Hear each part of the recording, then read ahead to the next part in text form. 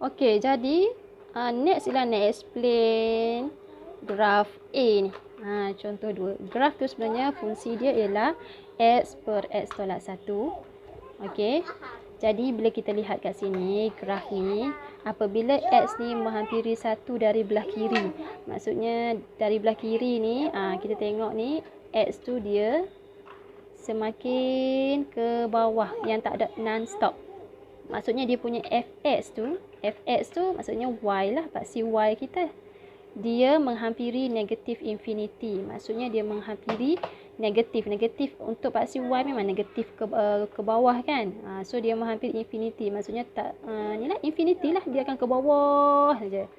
Tapi ke bawah dia tu dia takkan menyentuh. Dia takkan menyentuh dotted line kita ni. Okey. Dan kalaulah x tu menghampiri 1 dari sebelah kanan, maksudnya menghampiri 1 dari sebelah kanan macam ni, dia akan sentiasa naik ke atas. Maksudnya kita punya fx tu y menghampiri positif infinity, sentiasa ke atas. Okey, infinity. Okey, maksudnya dia meningkat tanpa sempadan lah infinity. Jadi kita katakan keadaan graf ni dia takkan menghampiri nilai x sama dengan 1. Dia takkan sesekali menghampiri. Jadi kalau dia tak menghampiri, kita katakan bahawa graf fungsi ni dia tidak tertakrif pada x sama dengan 1. Okey, tidak tertakrif. Maksudnya fungsi tu graf tu tidak akan menyentuh x pada nilai 1. Tapi dia masih fungsi. Okey, dia masih fungsi. Maksudnya cikgu nak explain ni, keadaan ni boleh berlaku pada graf fungsi. Yang mana ada nilai pada graf itu yang fungsi tu tak tertakrif.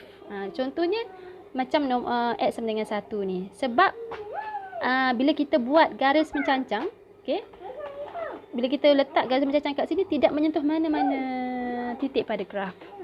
So maksudnya pada nilai x itu fungsi tidak tertakrif. Okey.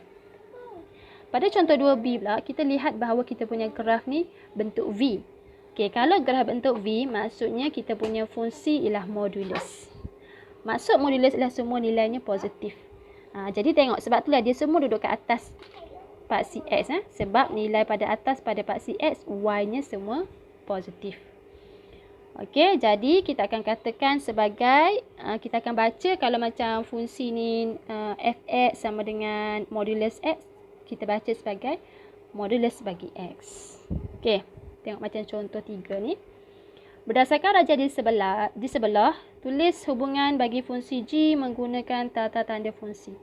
Okey, kalau yang ni kamu kena kreatif dan kena pandailah untuk mencari dan meneka apakah operasi yang terlibat supaya kita dapat menghubungkan objek dengan image di sini.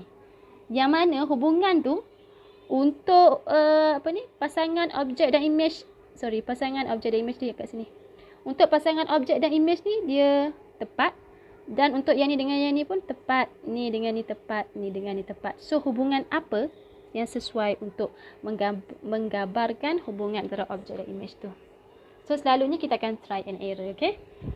Jadi kat sini soalan jawapan dikata x square, sebab bila negatif 3 berkuasa 2 memang akan dapat 9, 2 berkuasa 2 memang akan dapat 4, 3 berkuasa 2 akan dapat 9 dan 5 berkuasa 2 dapat 25. So kalau andai kata soalan keluar dalam bentuk macam ni, kita memang kena dapatkan satu hubungan, satu operation, satu fungsi yang mana fungsi tu memang menghubungkan setiap objek dan image dalam hubungan ni. Okay, so memang boleh cuba kaedah try and error lah. Okay.